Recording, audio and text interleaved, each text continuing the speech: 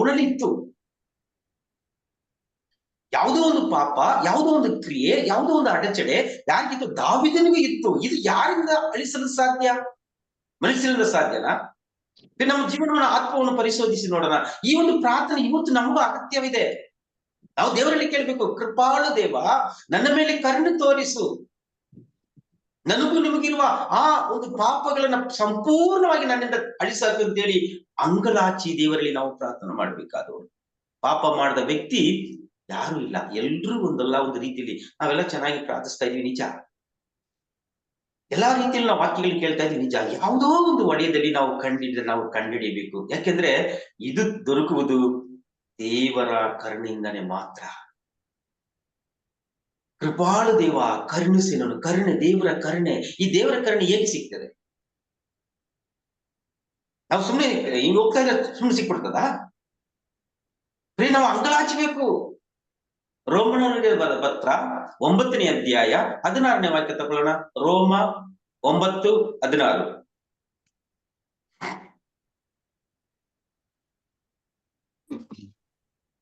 ದೇವರ ದಯೆ ದೊರಕುವುದು ಮಾನವನ ಇಚ್ಛೆಯಿಂದಲ್ಲ, ಅವನ ಪ್ರಯತ್ನದಿಂದಲೂ ಅಲ್ಲ, ಅದು ದೊರಕುವುದು ದೇವರ ಕರುಣೆಯಿಂದಲೇ. ದೇವರ ದಯೆ ದೊರಕುವುದು ಮಾನವ. ಸ್ವಾಮಿ, ನಾನು ಹೋಗ್ತಾ ಇರ್ತೀನಿ, ನಾನು ಹಿಂಗೇ ಮಾಡ್ತಾ ಇರ್ತೀನಿ, ನಾನು ಹಿಂಗೆ ನನ್ನ ಸ್ವಭಾವ ಹೀಗೆ ಇರ್ತದೆ, ಆದ್ರೆ ನಿಮ್ ಕರುಣೆ ಮಾತ್ರ ನನಗೆ ಬೇಕು.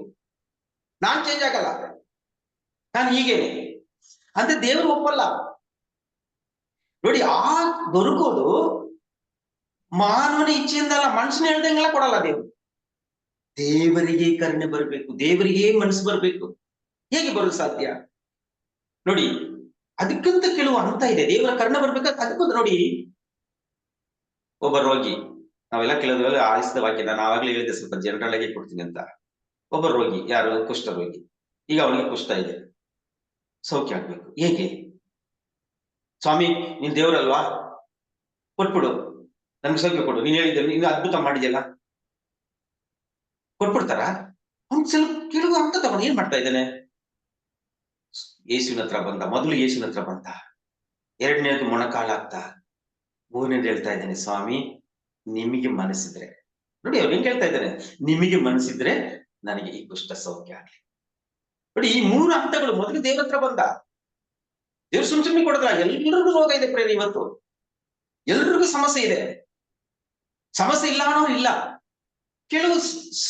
ಕೆಲವು ಹಂತಗಳಿದೆ ದೇವ್ರ ಹತ್ರ ಬರ್ಬೇಕು. ಮೊದಲು ದೇವ್ರ ಹತ್ರ ಬಂದ್ರು, ಮೊಣಕಾಲು ಹೋಗುದು. ಆಮೇಲೆ ಹೇಳ್ತಾರೆ, ನಾನು ಇಷ್ಟು ಬಂದ್ಬಿಟ್ಟಿದ್ದೀನಲ್ಲ, ನಾನೆಲ್ಲ ಪ್ರಾರ್ಥನೆಗೆ ಬಂದ್ಬಿಟ್ಟಿದ್ದೀನಲ್ಲ, ದೇವ್ರು ಕೊಟ್ಬಿಡಿ. ಅಲ್ಲ ಸ್ವಾಮಿ, ನಿಮಗೆ ಮನಸ್ಸಿದ್ರೆ ನೋಡಿ, ಅದು ದೊರಕುವುದು ದೇವರ ಕರುಣೆ, ದೇವರ ಇಚ್ಛೆಯಿಂದನೇ ಅದು ಬರೋದು. ದೇವರ ಕರುಣೆ ಮನುಷ್ಯನ ಇಚ್ಛೆನೂ ಅಲ್ಲ. ಮನುಷ್ಯ ಹೇಳ್ತಾರೆ, ಇಷ್ಟ ಪ್ರಕಾರ ನನಗೆ ನೋಡಿ, ನನ್ನ ಮನೆಗೆ ಇದಾಗ್ಬೇಕು, ನನ್ನ ಮಕ್ಳು ಚೇಂಜ್ ಆಗ್ಬೇಕು, ನನ್ನ ಕುಟುಂಬ ಆಗ್ಬೇಕು, ನನ್ನ ಪರಿಪೂರ್ಣ ಪರಿಸ್ಥಿತಿನ ಆಗ್ಬೇಕು ಅಂತ ದೇವ್ರ ಹತ್ರ ಹೋಗಿ ಕೇಳ್ಬಿಟ್ರೆ ಕೊಟ್ಬಿಡ್ತಾರ ದೇವರು? ನಮ್ಮ ಒಂದು ತಗ್ಗುವಿಕೆ, ನಮ್ಮ ಒಂದು ತಾಳ್ಮೆ, ನಮ್ಮ ಒಂದು ವಿಧೇಯತೆ ಮತ್ತು ಅವರಿಗೂ ಪ್ರೇರಣೆ ಆಗ್ಬೇಕು. ನಮ್ಮನ್ನ ಗಮನಿಸ್ತಾರೆ ದೇವರು. ದಾವೀದನು ಅದನ್ನ ಅಂಗಲಾಚ್ತಾ ಇದ್ದಾರೆ.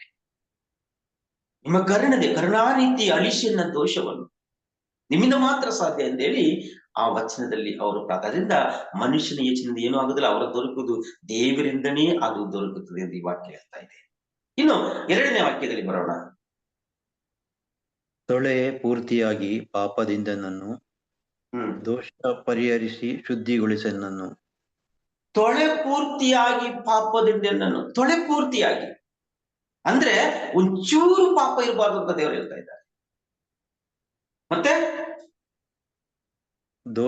ದೋಷ ಪರಿಹರಿಸು ಶುದ್ಧಗೊಳಿಸೆನ್ನನ್ನು. ಶುದ್ಧಗೊಳಿಸು. ದೋಷ ನನ್ನ ಮೇಲೆ ಬರಲಿಲ್ಲ, ದೋಷ ಇಲ್ಲಿ ಶುದ್ಧಗೊಳಿಸು ಅಂತ ಹೇಳ್ತಾ ಇದ್ದಾರೆ. ಪಾಪ ಇರಬಾರ್ದು ಅಂತ ಹೇಳ್ತಾ ಇದ್ದಾರೆ. ಯಾರು? ದಾವೀದನು. ದೇವರ ಮುಂದೆ ನಿಲ್ಬೇಕಾದ್ರೆ ನೋಡಿ, ಒಂದು ಚಿಕ್ಕದ ಇದ್ರೆ ಸಾಕು. ಒಂದು ಹಾಲನ್ನ ಕೆಟ್ಟು ಹೋಗ್ಬೇಕಾದ್ರೆ ಒಂದು ಹುಳಿ ಹಾಕ್ಬಿಟ್ರೆ ಸಾಕು, ಪೂರ್ತಿ ಹಾಳು ಕೆಟ್ಟೋಗ. ದೇವರಿಂದ ಬರ್ಬೇಕು ಅಷ್ಟು ಪರಿಸ್ಥಿತಿಯನ್ನ ದೇವರು ಕೇಳ್ತಾ ಇದ್ದಾರೆ. ನಾವು ಇವತ್ತು ಯೋಚನೆ ಮಾಡಿ ನೋಡೋಣ. ದೇವರಿಂದ ಬರುವಾಗ ನನ್ನ ಅಂತರಂಗವನ್ನು ನೋಡು, ಪೂರ್ತಿಯಾಗಿ ನನ್ನ ಪರಿಸ್ಥಿತಿ ಆಗಿದೆ ಅಂತ ಹೇಳಕ್ ಆಗ್ತದ? ನಮ್ಗೆ ನೋಡಿ, ಅವ್ರು ಕಂಡಿಡಿತಾ ಇದ್ದಾರೆ, ದಾವೀದನು ಕಂಡಿಡಿತಾ ಇದ್ದಾರೆ, ದೇವ ಶುದ್ಧಗೊಳಿಸಿ ನನ್ನ ಅಂತರಂಗವನ್ನು ಪೂರ್ತಿಯಾಗಿ, ತೊಳೆ ಪೂರ್ತಿಯಾಗಿ ನನ್ನ ಪಾಪದಿಂದ. ನಮ್ಗೊತ್ತು, ಲೂಕನ ಬರ ಸುವಾರ್ತೆ 18ನೇ ಅಧ್ಯಾಯದಲ್ಲಿ ಒಬ್ಬ ಸುಂಕದವನು ತಲೆ ಎತ್ತಿ ಪ್ರಾರ್ಥನೆ ಮಾಡ್ತಾ ಇದ್ದೇನೆ, ಸ್ವಾಮಿ ನಿಮ್ಮ ಹತ್ರ ಬರೋದಕ್ಕೆ ನನಗೆ ಯೋಗ್ಯತೆ ಇಲ್ಲ, ನಾನು ಪಾಪದಾತ್ಮ. ಅವನಲ್ಲಿರೋ ಪಾಪಗಳನ್ನು ಶುದ್ಧೀಕರಿಸಿಕೊಳ್ತಾ ಇದ್ದಾನೆ. ಆ ರೀತಿ ಪ್ರಿಯರೇ, ನಮ್ಮಲ್ಲಿರುವ ಆ ಪಾಪಗಳನ್ನು ನಾವು ಶುದ್ಧತೆಯಿಂದ ನಿಲ್ಲುವಾಗ ಮಾತ್ರ ಅದು ನಮ್ಗೆ ಇರುತ್ತೆ. ಲೂಕ 18:13 ಓದಿ. ಸುಂಕವಸೂಲಿಯವನಾದರೂ ದೂರದಲ್ಲೇ ನಿಂತು ತಲೆಯನ್ನು ಮೇಲಕ್ಕೆ ಎತ್ತದೆ, ಓ ದೇವರೇ, ನಾನು ಪಾಪಿ, ನನಗೆ ದಯೆ ತೋರಿ ಎನ್ನುತ್ತಾ ಎದೆ ಬಡಿದುಕೊಂಡ.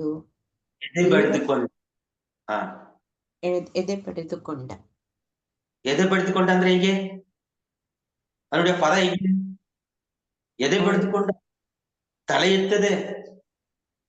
ಕೆಲವರು ಅಳುವಾಗ ಹೆಂಗಲ್ತಂದ್ರೆ ಅಯ್ಯೋ ಎಷ್ಟು ಫೀಲಿಂಗ್ ಬರ್ತದೆ ಗೊತ್ತಾ? ಅವನು ಪಾಪವನ್ನು ತೆಗೆದುಕೊಂಡು ಎದೆ ಬಡ್ಕೊಂಡ. ಯಾವತ್ತಾದ್ರೂ ನಾವು ಬಡ್ಕೊಂಡಿದೀವ ಸ್ವಾಮಿ ಮುಂದೆ? ತಲೆ ಎತ್ತದೆ, ಅಯ್ಯೋ ನಾನು ಪಾಪಿ. ನೋಡಿ, ಯಾರೆಲ್ಲ ಬೈಬಲ್ ಗ್ರಂಥದಲ್ಲಿ ಹತ್ತಿದಾರೋ ಅವರೆಲ್ಲ ರಕ್ಷಣೆ ಪಡೆದಿದ್ದಾರೆ. ಯಾರೆಲ್ಲ ದೇವರ ಮುಂದೆ ಪಶ್ಚಾತ್ತಾಪ ಪಟ್ಟಿದಾರೋ, ನಾನು ಇವತ್ತು ಇದನ್ನ ಪ್ರಿಪೇರ್ ಆಗ್ಬೇಕಾದ್ರೆ ನನಗೊಂದು ಮನಸ್ಸಿಗೆ ಪ್ರೇರಣೆ ಬಂತು ಪ್ರಿಯರೇ. ದೇವರು ಕೆಟ್ಟತನ ಮಾಡ್ತಾ ಇದ್ರೆ ತುಂಬಾ ಸಮಯ ಪಡ್ತಾರೆ. ಕೆಟ್ಟತನ ಮಾಡ್ತಾ ಇದ್ರೆ ದಂಡಿಸಲ್ಲ. ನನ್ಗೆ ಇದು ಪ್ರಿಪೇರ್ ಆಗ್ಬೇಕಾದ್ರೆ ನನ್ ಮನಸ್ಸಿಗೆ ಬಂದು ಪ್ರೇರಣೆ, ನೀನ್ ಪಾಪ ಮಾಡ್ತಾ ಇದ್ರೆ ಬೇಗ ಬಂದು ನಿನ್ನ ನಾಶ ಮಾಡಲ್ಲ, ಬಿಡ್ತಾರೆ ಅಲ್ವಾ? ಬಿಡ್ತಾರೆ ಇರ್ತಾರೆ, ನೀನ್ ಎಲ್ಲಿ ಗಂಟ ಪಾಪ ಮಾಡ್ತಾರೆ, ಬಿಡ್ತಾರೆ. ಆದ್ರೆ ನೀನ್ ಪಶ್ಚಾತ್ತಾಪ ಪಡು, ಒಂದು ಕ್ಷಣನೇ ದೇವ್ರು ಬಂದ್ಬಿಡ್ತಾರೆ. ಸೆಕೆಂಡ್ ಸಾಕು, ಸ್ವಾಮಿ ನನ್ನ ಪಾಪ ಅಥವಾ ಆ ಕ್ಷಣದಲ್ಲಿ ಬಂದ್ಬಿಡ್ತಾರೆ. ಹೃದಯವನ್ನ ದೇವರು ನೋಡ್ತಾರೆ. ಇವತ್ತು ನಾನು ಸ್ವಾಮಿ ಈ ಕಾರ್ಯ ನಾನು ತಪ್ಪು ಮಾಡಿದ ಆ ಕ್ಷಣ, ಆದ್ರೆ ತಪ್ಪು ಮಾಡುವಾಗ ಬೇಗ ಬರಲ್ಲ. ಆ ತರ ಏನಾದ್ರು ಬೇಗ ಬಂದ್ಬಿಡ್ತೀವಿ, ನಾವು ಯಾರು ಉಳಿಯಲ್ಲ. ಅಷ್ಟೊಂದು ಕೆಟ್ಟ ಸ್ವಭಾವದಲ್ಲಿ ನಾವು ಅಂತ ಅನಿಸ್ತಾ ಇದೆ ಪ್ರತಿದಿನ. ಅದನ್ನ ದಾವೀದ ನೋಡಿ, ಎಲ್ಲಾ ಈ ಪೂರ್ತಿ ಇದನ್ನ ನೋಡ್ಬೇಕಾದ್ರೆ ಬರೀ ಪಾಪದ ಬಗ್ಗೆ, ಅವನ ಬಗ್ಗೆನೇ, ಅವರ ಅಂತರ್ಗ ಬಗ್ಗೆನೇ ಇದನ್ನ ಅವ್ರು ಹೇಳ್ತಾ ಇದ್ದಾರೆ. ಅದರಿಂದಾಗಿ ಪ್ರಿಯರೇ, ಆ ಎದೆ ಪಡ್ಕೊಂಡು ಅವನು ಅಳ್ತಾ ಇದ್ದಾನೆ ದೇವರ ಮುಂದೆ. ಅಂತದ ಕಡೆಗೆ ನಾವು ಬರ್ಬೇಕು. ಇನ್ನು 51:4 ವಾಕ್ಯ, 3ನೇ ವಾಕ್ಯ. ಒಪ್ಪಿಕೊಂಡಿನಿದೋ ನಾನೇ ಅಪರಾಧಿ, ಕಟ್ಟಿದಂತಿದೆ ಕಣ್ಣಿಗೆ ಪಾಪ ದಿನವಿಡೀ. ಒಪ್ಪಿಕೊಳ್ಳಬೇಕು. ಒಂದು ಸಮಸ್ಯೆಗಳು, ಒಂದು ಪ್ರಾರ್ಥನಾ ತಂಡ ಇರಬಹುದು, ಒಂದು ಕುಟುಂಬದಲ್ಲಿ ಇರಬಹುದು, ಒಂದು ಕೆಲವು ಕಾರ್ಯಗಳಿರ್ಬೋದು. ಒಬ್ಬ ಅಪರಾಧಿ ಹಾಕ್ಬಿಟ್ರೆ ಆ ಪ್ರಾರ್ಥನಾ ತಂಡನೇ ನಶ್ವರ ಆಗ್ತದೆ, ಪ್ರಾರ್ಥನಾ ತಂಡನೇ ಇಲ್ಲದಂಗ ಆಗ್ತದೆ. ಒಂದು ಕುಟುಂಬದಲ್ಲಿ ಆದ್ರೂ ಒಬ್ಬ ಸ್ಟಡಿಯಾಗಿ ನಿಂತ್ಕೊಂಡು ಎಲ್ಲ ಮಾಡ್ರೆ ಆ ಅದ್ರಲ್ಲಿ ಸಮಾಧಾನ ಹಾಳಾಗ್ಬಿಡ್ತು. ಯಾವ ವ್ಯಕ್ತಿ ದೇವರಿಗೆ ವಿರೋಧವಾಗಿ ನಿಲ್ತಾರೋ, ಯಾವ ದೇವರಿಗೆ ವಿರೋಧವಾಗಿ ಪಾಪ ಮಾಡ್ತಾರೋ, ಅವ್ರು ಒಪ್ಪಿಕೊಳ್ಳದೆ ಇದ್ರೆ ನಂದೇ ಸರಿ, ನಾನ್ ಮಾಡದೆ ಸರಿ, ದೇವರಿಗೆ ಸ್ಥಳ ಕೊಡದೆ ಇದ್ರೆ ಬೇರೆ ಅಲ್ಲಿ ದೇವರ ಆತ್ಮ ಕ್ರಿಯೆ ಮಾಡಲ್ಲ, ಬೇರೆ ರೀತಿ ಕ್ರಿಯೆ ಮಾಡ್ತಾರೆ, ಬೇರೆ ರೀತಿ ಎಲ್ಲ ನಶ್ವರ ಆಗ್ತದೆ. ಅದಕ್ಕೆ ದಾವೀದ ಹೇಳ್ತಾ ಇದ್ದೇನೆ, ಒಪ್ಪಿಕೊಂಡೆ, ನಾನೇ ಇದಕ್ಕೆಲ್ಲ ಅಪರಾಧ, ನಾನೇ ಕಾರಣ. ನನ್ನ ಈ ಬೆಳವಣಿಗೆಗೆ ನಾನು ಯಾವಾಗಲೂ ಯೋಚನೆ ಮಾಡ್ತೀನಿ ಪ್ರಿಯರೇ. ಕೆಲವ್ರು ಹೇಳ್ತಾರೆ ಅವರಿಂದ ಹಿಂಗಾಯ್ತು, ಇವರಿಂದ. ನಾನು ಇದೆಲ್ಲ ಹೇಳಕ್ಕೆ ಬರಲ್ಲ. ನಾನು ಹೇಳ್ತೀನಿ, ನಾನು ಎಲ್ಲಾದ್ರೂ ಬಿದ್ದಿದ್ರೆ, ನಾನು ಎಲ್ಲಾರು ಅಡಚಣೆ ನನಗಾಗಿದ್ರೆ ಅದಕ್ಕೆ ಬೇರೆ ಯಾರು ಕಾರಣ ಅಲ್ಲ, ನಾನೇ ಕಾರಣ. ದೇವ್ರನ್ನ ಮರ್ತ್ಬಿಟ್ಟೆ, ನಂದಾದ ರೀತಿಯಲ್ಲಿ ಹೋಗಿದೆ. ಅದಕ್ಕೆ ಈ ಎಟ್ಟು, ಅದಕ್ಕೆ ಇಟ್ಬಿಟ್ಟು ಪ್ರಿಯರೇ, ಇದನ್ನು ನಾನು ಮನಗಾಣಬೇಕು. ನೋಡಿ, ಯೋನ ಪ್ರವಾದಿ ಗೊತ್ತಿದೆ. ಪ್ರವಾದಿ ಯೋನಂತ ತಗೊಳ್ಳೋಣ. ನಶ್ವರ ಆಗೋದಕ್ಕೆ ಕಾರಣ ದೇವರು ಏನ್ ಮಾಡಿದ್ರು? ಆರ್ಸಿಸಿ ನೆನವೆ ಪಟ್ಟಣಕ್ಕೆ ಹೋಗಿ ಕೇಳಿದ್ರು. ನಾವು ಒಂದು ವಚನ ತಗೊಳ್ಳೋಣ. ಪ್ರವಾದಿ ಯೋನನ ಗ್ರಂಥ 1ನೇ ಅಧ್ಯಾಯ, ಪ್ರವಾದಿ ಯೋನನ ಗ್ರಂಥ 1ನೇ ಅಧ್ಯಾಯ 12ನೇ ವಾಕ್ಯ ತಗೊಂಡು. 1:12. ಯೋನನು ನನ್ನನ್ನು ಎತ್ತಿ ಸಮುದ್ರಕ್ಕೆ ಸೇರಿ, ಆಗ ಅದು ಶಾಂತವಾಗುವುದು. ನೀವು ಇಂಥ ಭೀಕರ ಬಿರುಗಳಿಗೆ ತುತ್ತಾಗಲು ನಾನೇ ಕಾರಣ, ಇದನ್ನು ನಾನು ಚೆನ್ನಾಗಿ ಬಲ್ಲೆ. ಇದು ನಾನು ಬಲ್ಲೆ. ಈ ಸಮಸ್ಯೆಗೆಲ್ಲ ನಾನೇ ಕಾರಣ. 1 ವರ್ಷ ಚೆನ್ನಾಗಿದೆ ಅದು, ನಾನು ಎತ್ತು ಸಮುದ್ರಗಳಿಗೆ ಹಾಕ್ಬಿಡಿ, ಆಗ ನೋಡಿ ಎಲ್ಲ ಪ್ರಶಾಂತವಾಗಿ ವಾತಾವರಣ. ಹಾಗಾದ್ರೆ ಒಂದೊಂದು ಸಮಸ್ಯೆಗಳಲ್ಲಿ, ಒಂದೊಂದು ಕಾರ್ಯಗಳಲ್ಲಿ ಕೆಲವು ವ್ಯಕ್ತಿಗಳು ಕಾರಣರಾಗ್ಬಿಡ್ತಾರೆ.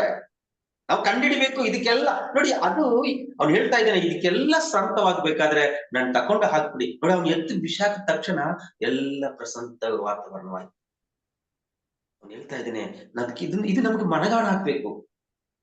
ಒಂದು ನಡೀತಾ ಇದೆ ಅಂದ್ರೆ ನನಗೆ ಕೊಟ್ಟಿರುವ ಕಾರ್ಯಗಳಿಗೆ, ನಾನು ಮಾಡುವ ಕಾರ್ಯ, ನನ್ನ ಕುಟುಂಬದಲ್ಲಾದ್ರೂ ಮಕ್ಕಳಿಗಾದ್ರೂ ಏನೋ ಒಂದು ಅಡಚಣೆಗೆ ಸರಿಯಾಗಿ ಮಾಡ್ಬಿಟ್ರೆ ಅದಕ್ಕೆ ನಾವು ಕಾರಣರಾಗ್ಬಿಡ್ತೀವಿ.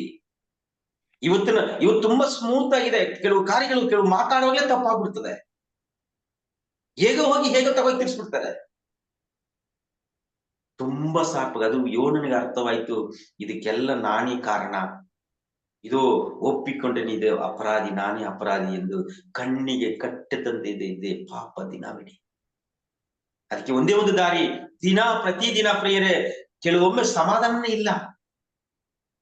ಏನೇ ಮಾಡಿದ್ರು ಮನಸ್ಸೊಳಗೆ ಸಮಾಧಾನ. ಕಾರಣ ಏನಂದ್ರೆ ಯಾವುದೋ ಒಂದು ತಡೆ, ಯಾವುದೋ ಒಂದು ಕಾರ್ಯ ದೇವರಿಗೆ ವಿರೋಧವಾಗಿ ಅದು ಹೇಳ್ತಾ ಇದ್ದಾರೆ, ಮನವರಿಕೆ ಮಾಡ್ತಾ ಇದ್ದಾರೆ. ಇದು ನಾನೇ ಅಪರಾಧಿ, ಯೋನ ಪ್ರವಾದಿ ಹೇಳಿದ ಹಾಗೆ ಇದಕ್ಕೆಲ್ಲ ನಾನೇ ಕಾರಣ. ಇದು ನಮಗೆ ಮನಸ್ಸಟ್ಟಾಗ್ಬೇಕು. ಇನ್ನು 5ನೇ ವಾಕ್ಯ, 4ನೇ ವಾಕ್ಯ. ಹೌದು ದೇವ, ನಿನಗೆ ದ್ರೋಹವೆಸಗಿದೆ, ನಿನ್ನ ಕಣ್ಣಿಗೆ ಕೆಟ್ಟದನ್ನೇ ಮಾಡಿದೆ. ನಿನ್ನ ಹೌದು ದೇವ, ನಿರ್ಣಯ ನ್ಯಾಯಯುತ, ನೀ ನೀಡುವ ತೀರ್ಪು ನಿರ್ಲಿಪ್ತ. ಹೌದು ದೇವ, ನಿನ್ನ ಕಣ್ಣಿಗೆ ಕೆಟ್ಟದನ್ನೇ ಮಾಡಿದೆ. ನಿನ್ನ ಕಣ್ಣಿಗೆ ನಾನು ಕೆಟ್ಟದನ್ನೇ ಮಾಡಿದೆ. ಪ್ರಿಯರೇ, ದೇವರ ಕಣ್ಣು, ನಾನು ಹೇಳಿದೆ ಸ್ಟಾರ್ಟಿಂಗ್ ಅಲ್ಲಿ, ಕೆಟ್ಟದ ಮೇಲೆ ಬಿಡಲ್ಲ. ಆದ್ರೆ ನಾವು ಹೇಳ್ಬೇಕು ದೇವ್ರ ಹತ್ರ, ನಿನ್ನ ಕಣ್ಣಿಗೆ ನಾನು ಕೆಟ್ಟದನ್ನೇ ಮಾಡಿದೆ ಅಂದ್ರೆ ನೋಡಿ, ದೇವರ ಕಣ್ಣು ಬೀಳೋದು ಒಳ್ಳೇದ್ ಮೇಲೆ. ದೇವರ ಕಣ್ಣು ಬೀಳೋದು ಒಳ್ಳೇದ್ ಮೇಲೆ, ಕೆಟ್ಟದ ಮೇಲೆ ಅಲ್ಲ. ಆದ್ರೆ ನಾವು ಮಾಡಿ ದೇವ್ರಿಗೆ ಹೇಳ್ಬಿಡ್ಬೇಕು. ದೇವ್ರ ಕಣ್ಣು ನೋಡಿ, ಜಕಾಯಿನ ಏನ್ ಮಾಡಿದ್ರು? ಅವನು ಅನೇಕ ಕೆಟ್ಟ ಕೆಲಸಗಳನ್ನ ಮಾಡಿದ್ರು, ಹಣ ಸಂಪಾದನೆ ಮಾಡಿದ್ರು, ಮೋಸ ಮಾಡಿದ್ರು, ಸುಳ್ಳು ಎಲ್ಲ ಮಾಡಿದ್ರು. ಆದ್ರೆ ನಾನು ಯೇಸುವನ್ನು ನೋಡ್ಬೇಕೆಂದು ಹೇಳಿ ಮರವನ್ನು ಹತ್ತಿದಾಗ, ಮರದ ಮೇಲೆ ಕೂತಿದಾಗ ದೇವರ ಕಣ್ಣು ಜಕಾಯಿನ ಮೇಲೆ ಬೀಳ್ತು, ಪಾಪದ ಮೇಲೆ. ಆದ್ರೆ ಪ್ರಿಯ, ಅವನು ಮೋಸ್ಟ್ಲಿ ಆ ಪಶ್ಚಾತ್ತಾಪದಲ್ಲಿ ಇರುವಾಗ ನಾನು ಯೇಸುವನ್ನು ನೋಡ್ಬೇಕು ಅಂದ್ರೆ ಮನುಷ್ಯನ ಕಣ್ಣು ದೇವರ ಕಣ್ಣು ಕೆಟ್ಟದ ಮೇಲೆ. ಆದ್ರೆ ಇಲ್ಲಿ ದಾವೀದನು ಹೇಳ್ತಾ ಇದ್ದಾರೆ, ಇನ್ನು ಕಣ್ಣಿಗೆ ನಾನು ಕೆಟ್ಟದನ್ನೇ ಮಾಡ್ತಾ ಇದ್ದೆ. ಇಡೀ ದಿನ ಕಟ್ಟಿದಂತಿದೆ, ನನ್ನ ದೃಷ್ಟಿ ಎಲ್ಲ ಅದ್ಮೇಲೆ ಬರ್ತಾ ಇದೆ. ಪ್ರಿಯರೇ, ನಾವು ಯೋಚನೆ ಮಾಡ್ಬೇಕು, ಪ್ರತಿದಿನ ಪ್ರತಿ ಕ್ಷಣ ನನ್ನ ದೇವರಿಗಾಗಿ ನಾನು ಪಾಪ ಮಾಡ್ತಾ, ಅದು ನನಗೊಂದು ಭಾರ ಆಗ್ಬೇಕು. ಇದು ದಾವೀದನಿಗೆ ಉಂಟಾಯ್ತು. ಪ್ರಿಯರೇ, ದೇವರು ನಮ್ಮೊಬ್ಬೊಬ್ಬರನ್ನು ಆ ಒಂದು ಕೃಪೆಯಲ್ಲಿ ಏನೋ ಸಂಪೂರ್ಣವಾಗಿ ಬಿಡುಗಡೆ ಆಗ್ಬೇಕಾದ್ರೆ ಈ ದಾವೀದನ ಹಾಗೆ ನಾವು ಈ ದಿನ ದೇವರ ಮುಂದೆ ಏನಾದ್ರೂ ಮಾಡಿದ್ರೆ ಅಂತ ಒಂದು ದೀನತೆ ಉಳ್ಳವರಾಗಿ ನಾವು ಪ್ರಾರ್ಥನೆ ಮಾಡುವ ವ್ಯಕ್ತಿಗಳಾಗಿ ಮಾರ್ಪಾಡಾಗ್ಬೇಕು. ಆಗ ನೋಡಿ, ನಿಜವಾಗ್ಲೂ ದೇವರ ಕಣ್ಣು ದೇವರ ಕಣ್ಣು ದೃಷ್ಟಿ ನಮ್ಮ ಮೇಲೆ ಬೀಳುತ್ತದೆ. ದೇವರ ಕಣ್ಣು ನಮ್ಮ ಮೇಲೆ ಬೀಳುವಾಗ ನಾವು ಹೊಸ ನೂತನ ಸೃಷ್ಟಿ ಆಗ್ತೀವಿ, ಪ್ರಕಾಶವುಳ್ಳ ವ್ಯಕ್ತಿಗಳಾಗಿ ಮಾರ್ಪಾಡಾಗ್ತೀವಿ. ಏನೋ ಒಂಥರ ಕಲೆ. ನೋಡಿ, ಜಕಾಯನು ಖುಷಿ ಅಂದ್ರೆ ಖುಷಿ, ಯೇಸು ನೋಡಿದ ತಕ್ಷಣ, ಕಣ್ಣು ನೋಡಿದ ತಕ್ಷಣ ಖುಷಿ ಅಂದ್ರೆ ಖುಷಿ. ಅವನ ಹಳೆ ಜೀವನ ಉಂಟಾಯ್ತು, ಹೊಸದಾಗಿ ಮಾರ್ಪಾಡಾಗ್ತಾನೆ. ಅದರಿಂದ ಪ್ರಿಯರೇ, ಇಂಥ ಒಂದು ದೀನತೆ ಪ್ರಾರ್ಥನೆ ನಮ್ಮದಾಗಬೇಕು. ಇನ್ನು 51ನೇ ಅಧ್ಯಾಯ 5ನೇ ವಾಕ್ಯ. ನಾ ಜನಿಸಿದೆ ಪಾಪ ಪಂಕದಲ್ಲೇ, ದ್ರೋಹಿನ ಮಾತೃಗರ್ಭದಿಂದಲೇ. ಹೌದು ಪ್ರಿಯರೇ, ದೇವರು ಹೇಳ್ತಾ ಇದೆ, ನಾನ್ ಜನಿಸಿದೆ ಪಾಪ ಅನ್ನೋದು. ಪ್ರಿಯರೇ, ನಮ್ಗೆ ಗೊತ್ತು, ನೆನಪಲ್ಲ, ಆದಾಮನ ಕಾಲದಿಂದ ರೋಮನಿಗೆ ಬರ್ತ ಪತ್ರದಲ್ಲಿದೆ, ರೋಮ 5:19 ರೋಮ 5:19.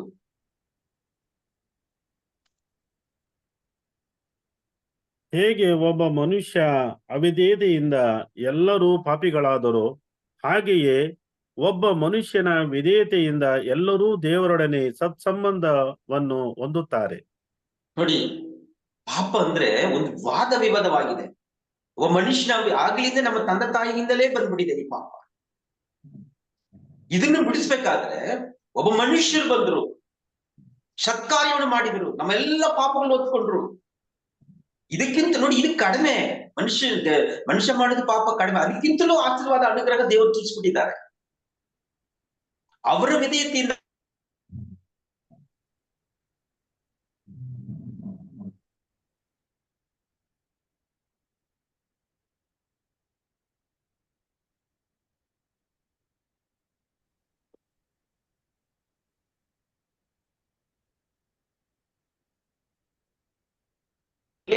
ಅದ ಏನು ಸಂಪೂರ್ಣವಾಗಿ ಆ ಆ ಗರ್ಭದಿಂದ ಬಂದಂತ ಎಲ್ಲ ಪಾಪ ಶಾಪಗಳನ್ನು ನೀಗಿಸಿ ದಾವಿದಲ್ಲಿ ಪ್ರಾರ್ಥನೆ ಮಾಡ್ತಾ ಇದ್ದೆ. ಇನ್ನು 51:6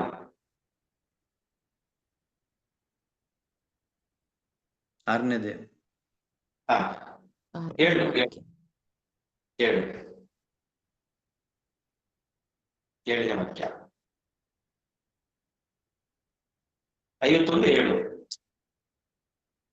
ಹಿಸ್ಸೋಪಿನಿಂದ ನೀ ಚಿಮುಕಿಸಿ ನಾ ಶುದ್ಧನಾಗುವೆ, ನೀ ತೊಳೆದೆಯಾದರೆ ಹಿಮಕ್ಕಿಂತ ನಾ ಬೆಳ್ಳಗಾಗುವೆ.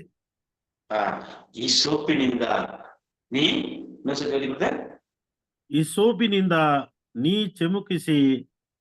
ನೀ ಚಿಮುಕಿಸೆ ನಾ ಶುದ್ಧನಾಗುವೆ, ನೀ ತೊಳೆದೆಯಾದರೆ ಹಿಮಕ್ಕಿಂತ ನಾ ಬೆಳ್ಳಗಾಗುವೆ.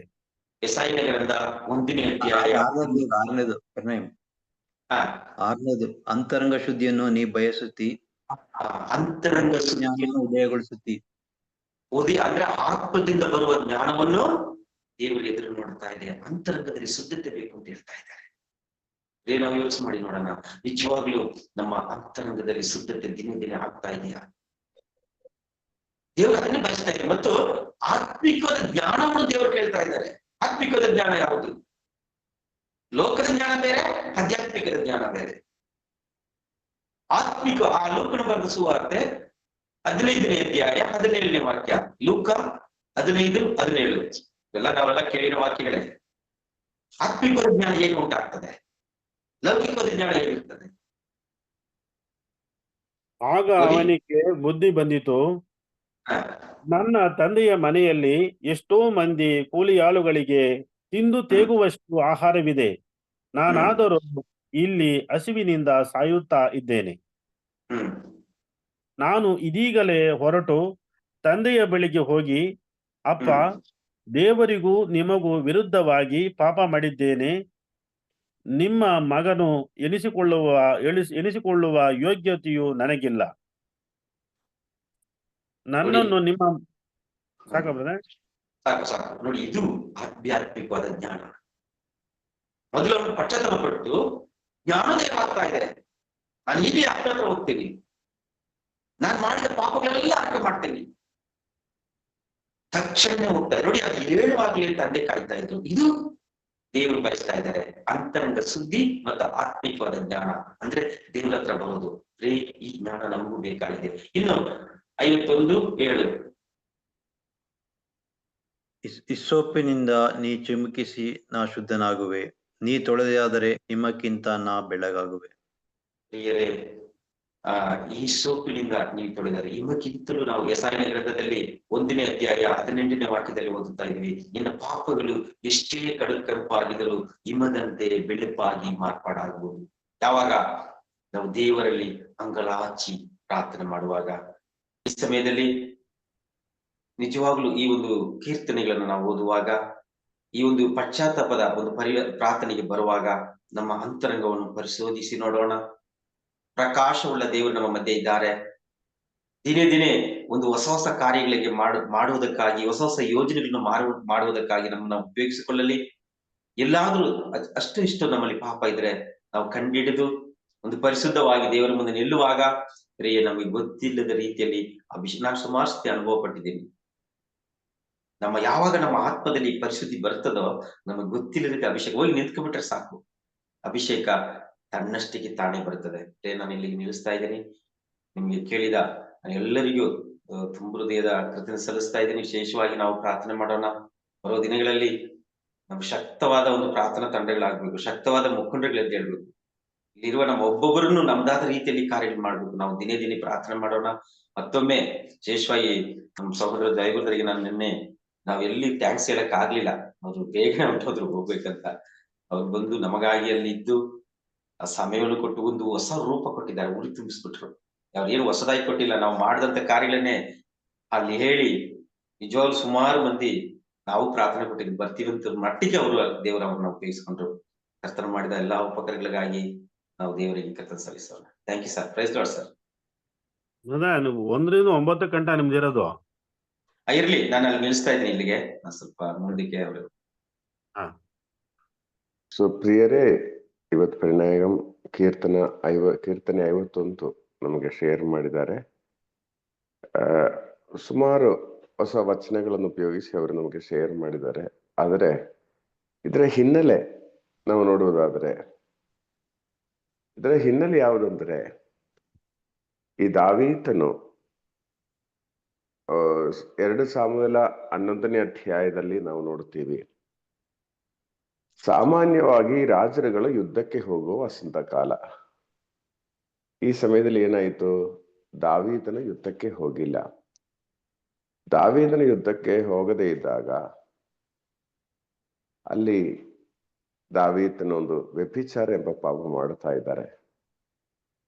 ಬೆತ್ಷೆಬೆಯನ್ನು ಕರೆದು ವ್ಯಭಿಚಾರ ಮಾಡಿ ಆಯಿತು. ಅದಾದ್ಮೇಲೆ ಅವಳ ಗಂಡನನ್ನು ಕೊಂದಾಕಿದರು. ಕೊಂದಾಕಿದ ನಂತರ ಏನಾಯಿತು?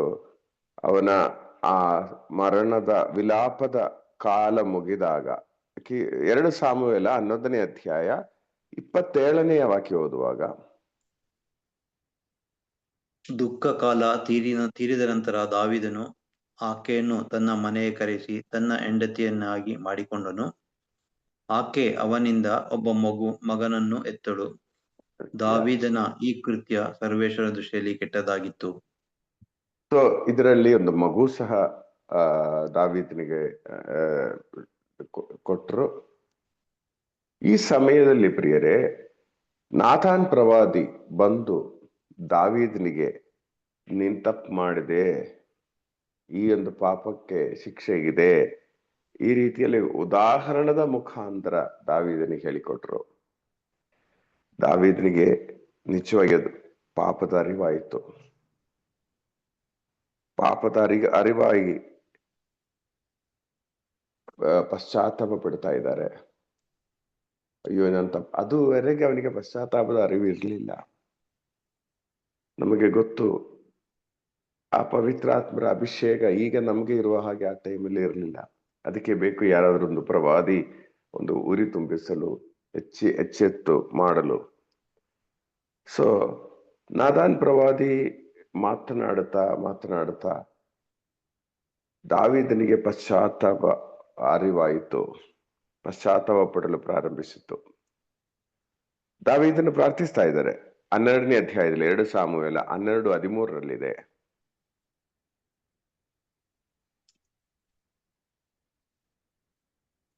ಆಗ ದಾವೀದನು ನಾನಾತನಿಗೆ, ನಾನು ಸರ್ವೇಶ್ವರನ ವಿರುದ್ಧ ಪಾಪ ಮಾಡಿದ್ದೇನೆ ಎಂದು ಹೇಳಿದನು. ನಾತಾನನು ಅವನನ್ನು, ಸರ್ವೇಶ್ವರ ನಿನ್ನ ಪಾಪವನ್ನು ಕ್ಷಮಿಸಿದ್ದಾರೆ, ನೀನು ಸಾಯುವುದಿಲ್ಲ.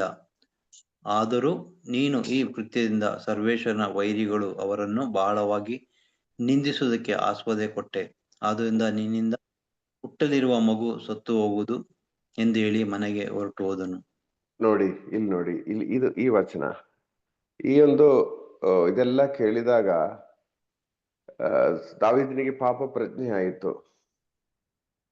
ದಾವೀದನ ಹೃದಯ ಬಿಚ್ಚಿ ಹೇಳ್ತಾ ಇದ್ದಾರೆ, ಅಯ್ಯೋ ನಾನು ಪಾಪಿ, ಸರ್ವೇಶ್ವರನ ವಿರುದ್ಧವಾಗಿ ನಾನು ಪಾಪ ಮಾಡಿದ್ದೇನೆ, ಪಶ್ಚಾತ್ತಾಪ ಪಟ್ಟರು.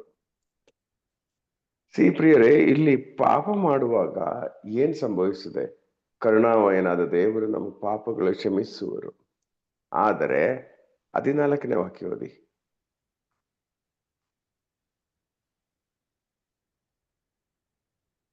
ಆದರೂ ನೀನು ಈ ಕೃತ್ಯದಿಂದ ಸರ್ವೇಶ್ವರನ ವೈರಿಗಳು ಅವರನ್ನು ಬಹಳವಾಗಿ ನಿಂದಿಸುವುದಕ್ಕೆ ಆಸ್ಪದ ಕೊಟ್ಟೆ. ನೋಡಿ, ನಾವು ಇದೇ ಪ್ರಾಬ್ಲಮ್. ಈಗ ಪ್ರಾರ್ಥನೆಯಲ್ಲಿ ಬರುವ ನಾವು ಪಾಪ ಮಾಡುವಾಗ, ಅಥವಾ ದೇವರ ಸೇವೆ ಮಾಡುವ ಒಂದು ವ್ಯಕ್ತಿ ಪಾಪ ಮಾಡುವಾಗ, ಮಾಮೂಲಿ ಒಂದು ವ್ಯಕ್ತಿ ಪಾಪ ಮಾಡುವ ರೇಂಜಲ್ಲಿ ಅಲ್ಲ. ನಾವು ಪಾಪ ಮಾಡುವಾಗ ಏನೆಲ್ಲ ಸಂಭವಿಸ್ತದೆ ಅದರಲ್ಲಿ? K J ಹೇಳಕ್ಕಾಗುತ್ತಾ?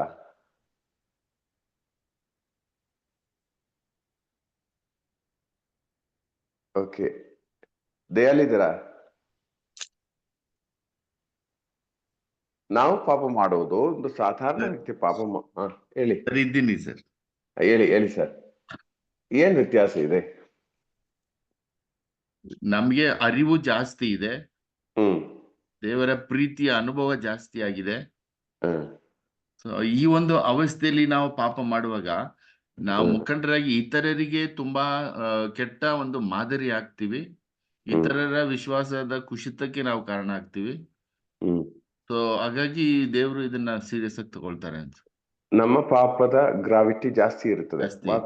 ಮಾತ್ರವಲ್ಲ, ಇಲ್ಲಿ ನೋಡಿ, ಜನರು ದೇವರ ಶತ್ರುಗಳು ದೇವರನ್ನ ಕೈ ತೋರಿಸುವಂತ ಅವಸ್ಥೆ ಆಗ್ತದೆ. ನೋಡಿ, ನಿಮ್ಮ ಸೇವೆ ಮಾಡುವ ಇವನೇ ಪಾಪ ಮಾಡಿದಾರಲ್ಲ, ನೀವೆಂಥ ದೇವರು, ಆ ರೀತಿ ಅದೇ ಹೈಲೈಟ್ ಮಾಡ್ಬಿಡುತ್ತೆ ಸರ್, ಅದು ಹೈಲೈಟ್ ಹೈಲೈಟ್ ಆಗುತ್ತೆ. ಈಗ ಸಾಧಾರಣ ಒಂದು ವ್ಯಕ್ತಿ, ಒಂದು ಕುಡುಕ, ಅವರು ಮಾಡುವ ಪಾಪ ದೇವರ ವಿರುದ್ಧವಾಗಿ ಇಷ್ಟು ಎತ್ತಿ ಬರಲ್ಲ. ಆದರೆ ದೇವರ ಸೇವೆ ಮಾಡುವ ಒಂದು ವ್ಯಕ್ತಿ, ಪ್ರಾರ್ಥನೆಯಲ್ಲಿ ಇರುವ ವ್ಯಕ್ತಿ, ದೇವರ ಅನುಭವವನ್ನು ಪಡೆದ ಒಂದು ವ್ಯಕ್ತಿ, ಇದು ತಪ್ಪು ಎಂದು ತಿಳಿದ ವ್ಯಕ್ತಿ ಪಾಪ ಮಾಡುವಾಗ ಪ್ರಿಯರೇ, ಆ ಪಾಪದ ಗ್ರಾವಿಟಿ ಜಾಸ್ತಿ ಇರುತ್ತದೆ. ಅದು ನೇರವಾಗಿ ದೇವರ ವಿರುದ್ಧವಾಗಿರೋ ಪಾಪ ಆಗ್ತದೆ. ಏಕೆಂದ್ರೆ ದೇವರ ಶತ್ರುಗಳಿಗೆ ತೋರಿಸಲು, ಈಗ ದೇವರ ಸನ್ನಿಧಿಯಲ್ಲಿ ಸೈತಾನನು ಹೋದಾಗ ದೇವರೊಂದು ಪ್ರಶ್ನೆ ಹಾಕಿದ್ರು, ನನ್ನ ಮಗ ಜೋಬನನ್ನು ನೋಡಿ ಏನಾದ್ರೂ ತಪ್ಪು ನೀವು ಕಂಡುಹಿಡಿಯಕ್ಕೆ ಸಾಧ್ಯವೋ? ಇದೇ ರೀತಿಯಲ್ಲಿ ನಮ್ಮೊಬ್ಬೊಬ್ಬರ ಬಗ್ಗೆ ದೇವರು ಕೇಳುವಾಗ ಎಷ್ಟು ಕಾರ್ಯಗಳು ಹೇಳಲು ಸಾಧ್ಯ. ಈಗ ಮಾಡಿದಾನೆ, ಇಷ್ಟು ಪ್ರಾರ್ಥನೆಯಲ್ಲಿ ನಿಮ್ಮನ್ನು ಅನುಭವಿಸಿದ್ರು, ಅದ್ಭುತಗಳು ಕಂಡ್ರು, ಅವನು ಇಂಥ ತಪ್ಪು ಮಾಡಿದ್ದಾನೆ, ಇಂಥ ರೀತಿಯಲ್ಲಿ ಮಾತನಾಡ್ತಾ ಇದ್ದಾನೆ. ಪ್ರಿಯರೇ, ಇದು ದೇವರಿಗೆ ತುಂಬಾ ನೋವು ಕೊಡುವ ಒಂದು ವಿಷಯ ಆಗ್ತದೆ. ದೇವರು ತಮ್ಮ ಮಗಳನ್ನೇ ನಮ್ಮನ್ನು ಹೊತ್ಕೊಂಡು ಎಲ್ಲಾ ವಿಷಯಗಳಲ್ಲೂ ನಮ್ಮ ಪ್ರಾರ್ಥನೆಗೆ ಉತ್ತರವನ್ನು ಕೊಟ್ಟು ನಮ್ಮನ್ನು ಮುನ್ನಡೆಸುವಾಗ, ಪ್ರಿಯರೇ, ಆ ಪಾಪ ನಾವು ಮಾಡುವಾಗ ಅದು ದೇವರ ವಿರುದ್ಧವಾದ ಪಾಪ ಆಗ್ತದೆ. ಆದ್ರೆ ಈ ದೇವರ ಪ್ರಜ್ಞೆ ಇಲ್ಲದೆ ಒಂದು ವ್ಯಕ್ತಿ ಪಾಪ ಮಾಡುವಾಗ ಅದು ಅವನ ವಿರುದ್ಧವಾಗಿರೋ ಒಂದು ಪಾಪ ಆಗ್ತದೆ. ಯಾಕಂದ್ರೆ ಇವನ ಬಗ್ಗೆ ಚಾಲೆಂಜ್ ಮಾಡಕ್ಕೆ ಯಾರು ಇರಲ್ಲ, ಅವನಲ್ಲದೆ ಇದ್ರು ಪಾಪಿನೇ. ಸೊ ಅದು ದೇವರಿಗೆ ಕ್ಷಮಿಸಲು ಸ್ವಲ್ಪ ಈಸಿ ಇರ್ತದೆ. ಆದರೆ ದೇವರನ್ನು ಅರಿತು ಅಭಿಷೇಕವನ್ನು ಪಡೆದು ನಾವು ಮತ್ತೆ ಪಾಪ ಮಾಡುವಾಗ, ನಾವು ಮಾಡುವ ಚಿಕ್ಕ ಪಾಪಕ್ಕೂ ಅದರ ಗ್ರಾವಿಟಿ ತುಂಬಾ ಅಧಿಕವಾಗಿದೆ. ಇಲ್ಲಿ ನಾಥಾನ್ ಪ್ರವಾದಿ ಹೇಳ್ತಾ ಇದ್ದಾರೆ, ನೀವು ಈ ತರ ದೇವರಿಗೆ ನೋವು ಕೊಟ್ಟದ್ರಿಂದ ಅದರ ಪೆಟ್ಟು ನಿನ್ನ ಮಗನಿಗೆ ಲಭಿಸುತ್ತದೆ, ರೋಗದಿಂದ ಅವನು ಸಾಯುತ್ತಾನೆ. ಇದು ದಾವೀದನ ಪಾಪದ ಶಾಪ, ಅಂದ್ರೆ ಆ ಪಾಪ ಪ್ರವೃತ್ತಿಯಲ್ಲಿ ಉಂಟಾದ ಮಗು ಇದು. ಓಕೆ, ಸೊ ನಾಥಾನ್ ಪ್ರವಾದಿ ಹೇಳ್ತಾ ಇದ್ದಾರೆ, ನಿಮಗೆ ಅದರ ಪೆಟ್ಟು, ಆ ಒಂದು ಮಗು ಸಾಯುತ್ತಾನೆ ಅಂತ ಹೇಳಿ. ಪ್ರಿಯರೇ, ನಮ್ಗೆ ಗೊತ್ತಿಲ್ಲ ಶಾಪ ಯಾವ ರೀತಿ ವರ್ಕ್ ಆಗುತ್ತೆ, ನಮ್ಗೆ ಗೊತ್ತಿಲ್ಲ. ಆದ್ರೆ ಇಲ್ಲಿ ನಾವು ನೋಡ್ತಾ ಇದ್ದೀವಿ, ತಂದೆ ಮಾಡಿದ ಪಾಪದ ಶಾಪ, ಆ ಪಾಪದ ಪರಿಣಾಮವಾದ ಮಗನಿಗೆ ಲಭಿಸುವುದು ನೋಡ್ತಾ ಇದ್ದೀವಿ. ಇದನ್ನು ತಿಳಿದ ದಾವೀದನು ರಾತ್ರಿ ಇಡೀ ಉಪವಾಸ ಮಾಡ್ತಾ ಇದ್ದಾನೆ. ರಾತ್ರಿ ಇಡೀ ಉಪವಾಸ ಮಾಡಿ, ಅಯ್ಯೋ ನಾನು ಪಾಪಿ ಅಂತ ಹೇಳಿ ದಾವೀದನು ಬರೆದ ಕೀರ್ತನೆ ಆಗಿದೆ, ಕೀರ್ತನೆ 51, ಪಶ್ಚಾತ್ತಾಪದ ಪ್ರಾರ್ಥನೆ. ಸೊ ಈಗ ಈ ಬ್ಯಾಕ್ ಗ್ರೌಂಡ್ ಅಲ್ಲಿ ಕೀರ್ತನೆ 51 ಓದುವಾಗ ನಿಮ್ಮ ಮನಸ್ಸಿನಲ್ಲಿ ಈ ಬ್ಯಾಕ್ ಗ್ರೌಂಡ್ ಇರಬೇಕು. ಕೀರ್ತನೆ 51 ಓದುವಾಗ ಜಸ್ಟ್ ಓದಿ ನೋಡಿ, ನಾನೇನು ಎಕ್ಸ್ಪ್ಲೈನ್ ಮಾಡ್ತಾ ಇಲ್ಲ, ಆದರೆ ಈ ಬ್ಯಾಕ್ ಗ್ರೌಂಡ್ ಮನಸ್ಸಿನಲ್ಲಿಡಿ. ಕೀರ್ತನೆ 51:1, ಕೃಪಾಳು ದೇವ ಕರುಣಿಸೆನ್ನನು, ಕರುಣಾನಿಧಿ ಅಳಿಸೆನ್ನ ದೋಷವನ್ನು. ಸೊ ದಾವೀದನು ಪ್ರಾರ್ಥಿಸ್ತಾ ಇದ್ದಾರೆ, ಕೃಪಾನಿಧಿಯೇ ಕರುಣ ತೋರಿರಿ ನನ್ನ ಮೇಲೆ, ನಾನು ಪಾಪ ಮಾಡಿದ್ದೇನೆ, ಈ ನನ್ನ ಪಾಪಗಳು ನೀವು ತೊಳೆದು ಶುದ್ಧೀಕರಿಸಿರಿ. ಆ ಪಾಪ ಪ್ರಜ್ಞೆಯಲ್ಲಿ ನೋಡಿ, ಪಾಪ ಪ್ರಜ್ಞೆ ಎಂದು ಹೇಳುವಾಗ ದಾನಿಯೇಲ್ ಪ್ರವಾದಿ ಅವನಿಗೊಂಥರ ಕನ್ಫೆಷನ್ ತರ ಕೊಡ್ತಾ ಇದ್ದಾರೆ. ಒಂದು ಕನ್ಫೆಷನ್, ಒಂದು ರೀತಿಯಲ್ಲಿ ಪಾಪಗಳನ್ನು ನೆನಪಿಸಿ ಪಾಪಗಳಿಗೆ ಇಲ್ಲ ನಿನ್ನ ಪಾಪಕ್ಕೆ ದೇವರು ನಿಮ್ಗೆ ಪರಿಹಾರವನ್ನು ಕೊಟ್ಟಿದ್ದಾರೆ ಅಂತ ಹೇಳುವುದು ಎಲ್ಲಾ ಕನ್ಫೆಷನ್ ಅಲ್ಲೂ ಪ್ರಿಯರೇ, ನಾವು ಎಷ್ಟೇ ದೊಡ್ಡ ಪಾಪಗಳು ಮಾಡಿದರೂ ಆ ಯಾಚಕರು ನಮಗೆ ಕೊಡುವ ಚಿಕ್ಕ ಒಂದು ಏನ್ ಹೇಳ್ತೀರಾ, ಒಂದು ಪರಿಹಾರ, ಒಂದು ಪ್ರವೃತ್ತಿ, ಒಂದು ನಮೋ ಮರಿಯ ಹೇಳಿ, ಒಂದು ಪರಲೋಕ ಮಂತ್ರ ಹೇಳಿ, ಅಥವಾ 3 ನಮೋ ಮರಿಯ ಹೇಳಿ ಅಂತೆಲ್ಲ ಹೇಳುವಾಗ ಪ್ರಿಯರೇ, ಆ ಯಾಚಕರು ನಾಥಾನ್ ಪ್ರವಾದಿ ದಾವೀದನಿಗೆ ಕೊಟ್ಟ ಹಾಗೆ ನಿನ್ನ ಪಾಪಗಳು ಕ್ಷಮಿಸಲಾಗಿದೆ. ಆದರೆ ಪಾಪದ ಕಲೆ ನಮ್ಮಲ್ಲಿರುವಾಗ, ಪಾಪದ ಕಲೆ ಅಂತ ಹೇಳುವಾಗ, ನಾನು ಇನ್ನೊಬ್ಬರದು 10,000 ರೂಪಾಯಿ ಕದ್ದ ನಂತರ ನಾವು ಹೋಗಿ ಕನ್ಫೆಷನ್ ಮಾಡಿದ್ರೆ ಕ್ಲಿಯರ್ ಆಗುತ್ತೆ ಅಂತೆಲ್ಲ. ಯಾವಾಗ ಕ್ಲಿಯರ್ ಆಗ್ತದೆ ಅದು? ಕೊಟ್ಟಾಗ ಆ 10,000 ರೂಪಾಯಿ ವಾಪಸ್ ಕೊಡ್ಬೇಕು. ನಾನು ತಗೊಂಡಿರುವ ಪಾಪಕ್ಕೆ ಪರಿಹಾರ ಆಯ್ತು. ಆದರೆ ಇದು ತಿರುಗಿ ಕೊಡುವಾಗ ಮಾತ್ರನೇ ಆ ಪಾಪದ ಕ್ಲಿಯರ್ ಆಗುವುದು. ಇಲ್ಲದಿದ್ರೆ ಪಾಪ ಕಲೆ ಅಂತ ಹೇಳ್ತಾರೆ. ಈಗ ಒಬ್ಬರನ್ನು ಕೊಂದರೆ ಕನ್ಫೆಷನ್ ಮಾಡುವಾಗ ಪಾಪ ಕ್ಷಮೆ ಆಗ್ತದೆ. ಅದರ ಪಾಪ ಪ್ರವೃತ್ತಿಯಿಂದ ಬಂದಿರುವ ಅದರ ಆ ಪೆಟ್ಟಿಗೆ ನಾವು ಪರಿಹಾರವನ್ನು ಕಾಣಲೇಬೇಕು. ಆ ವ್ಯಕ್ತಿಗೆ ಆ ಒಂದು ವಿಧವೆಯಾಗಿರುವ ಅಥವಾ ತಂದೆ ತಾಯಿ ಇಲ್ಲದೆ ಇರುವ ಮಗು ಆದ್ರೆ ಅವನನ್ನು ಬೆಳೆಸುವ, ಅವನ ಜವಾಬ್ದಾರಿ ತಗೊಳ್ಳುವ ಒಂದು ಅವಸ್ಥೆಗೆ ನಾವು ಬರಬೇಕು. ಇಲ್ಲದೆ ಇದ್ರೆ ಕನ್ಫೆಷನ್ ಕಂಪ್ಲೀಟ್ ಆಗಲ್ಲ. ಹಾಗಾದ್ರೆ ಏನ್ ಬೇಕಾದ್ರೂ ಮಾಡಿ ಒಂದು ಕನ್ಫೆಷನ್ಗೆ ಹೋದ್ರೆ ಸಾಕಲ್ಲ. ಕನ್ಫೆಷನ್ ಅಲ್ಲಿ ನಾವು ಮಾಡಿದ ಪಾಪಕ್ಕೆ ಪರಿಹಾರನೂ ಮಾಡಬೇಕು. ಸೊ ಪ್ರಿಯರೇ, ಇಲ್ಲಿ ದಾವೀದನಿಗೆ ನಾಥಾನ್ ಪ್ರವಾದಿ ಹೇಳ್ತಾ ಇದ್ರೆ ನಿನ್ನ ಪಾಪ ಕ್ಷಮಿಸಲಾಗಿದೆ. ಓಕೆ, ಆದ್ರೆ ಇಲ್ಲಿ ಅವನಿಗೆ ಪರಿಹಾರ ಕೊಡಕ್ಕೆ ಏನಾಗುತ್ತದೆ? ಯಾಕಂದ್ರೆ ಅವನು ನಿಜ ಹೇಳೋದಾದ್ರೆ ಆ ವಿಧವೆಯನ್ನು ಮದುವೆ ಮಾಡಿದ್ರು ಅಂತ ಹೇಳುವಾಗ ಅದಕ್ಕೂ ಇವನಿಗೊಂದು ಒಂದು ಪ್ಲಾನ್ ಇತ್ತು. ಅವನನ್ನು ಕೊಲ್ಲಲು, ಇವಳನ್ನು ವಿಧವೆಯಾಗಿ ಮಾಡಲು ಕಾರಣ ಮದುವೆ ಮಾಡಕ್ಕೇನೆ. ಸೊ ಅದು ಪರಿಹಾರ ಅಂತ ಹೇಳಕ್ ಆಗಲ್ಲ ಅದು. ಓಕೆ, ಸೊ ಒಟ್ಟಿನಲ್ಲಿ ದೇವರ ಆ ಒಂದು ನೀತಿಯಲ್ಲಿ ಆ ಮಗುವನ್ನು ದೇವರು ವಾಪಸ್ ತಗೊಂಡ್ರು. ಈ ರಾತ್ರಿ ಇಡೀ ದಾವೀದನು ಕುಳಿತು ಕರುಣ ತೋರಿರಿ ಸ್ವಾಮಿ, ಕರುಣ ತೋರಿರಿ, ಪಶ್ಚಾತ್ತಾಪದ ಪ್ರಾರ್ಥನೆ ಮಾಡ್ತಾ ಇದ್ದಾರೆ. ಪ್ರಿಯರೇ, ಸುಂಗ ವಸೂಲಿ ಅವನು ಇದೇ ಮಾಡಿರೋದು. ಅಪ್ಪ ನಾನು ಪಾಪಿ, ನನ್ನನ್ನು ಕ್ಷಮಿಸು ಎಂದೇಳಿ ಸುಂಗ ವಸೂಲಿ ಅವನು ನಿಜ ಪಶ್ಚಾತ್ತಾಪದ ಒಂದು ಪ್ರಾರ್ಥನೆ. ಸೊ ಇದು ಮೊದಲನೇ ವಚನ. ಎರಡನೇ ವಚನ,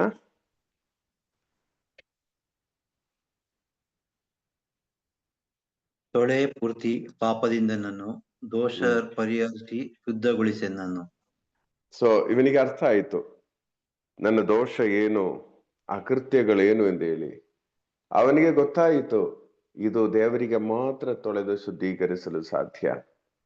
ತೊಳೆ ಪೂರ್ತಿಯಾಗಿ ನನ್ನ ಪಾಪಗಳನ್ನು, ನನ್ನನ್ನು ಸಂಪೂರ್ಣವಾಗಿ ಶುದ್ಧೀಕರಿಸಿ, ನನ್ನ ಪಾಪಗಳು ಉಜ್ಜಿ ದೂರ ಮಾಡಿ ನನ್ನನ್ನು ಪರಿಶುದ್ಧನಾಗಿ ಮಾರ್ಪಡಿಸಿ ಎಂದು ಪ್ರಾರ್ಥಿಸ್ತಾ ಇದ್ದಾರೆ. ಮೂರನೇ ವಚನ, ಒಪ್ಪಿಕೊಂಡಿನಿದೋ ನಾನೇ ಅಪರಾಧಿ, ಕೆಟ್ಟದಂತಿದೆ ಕಣ್ಣಿಗೆ ಪಾಪ ದಿನವಿಡೀ. ಪಾಪ ಒಪ್ಪಿಕೊಳ್ಳುತ್ತಾ ಇದ್ದಾನೆ. ಒಂದು ಪಾಪಿಯ ಒಂದು ಲಕ್ಷಣ ಆಗಿದೆ. ಸೊ ದಾವೀದನಲ್ಲಿ ಬಾಕಿ ಎಲ್ಲಾ ಗುಣಗಳು ಇತ್ತು. ಈಗ ಒಪ್ಪಿಕೊಂಡಿದೆ ನಾನೇ ನನ್ನ ಅಪರಾಧಗಳು ಅಂತ ಹೇಳುವಾಗ ಪ್ರಿಯರೇ, ಈಗ ಪ್ರಾರ್ಥನೆಯಲ್ಲೇ ಬಂದವರಿಗೂ ಸಹ ಒಪ್ಪಿಕೊಳ್ಳೋದು ತುಂಬಾ ಕಷ್ಟ ಇದೆ. ನಾನ್ ಮಾಡಿರೋದು ಸರಿ ಅಂತೇಳಿ ಜಸ್ಟಿಫೈ ಮಾಡುವವರೇ ಜಾಸ್ತಿ.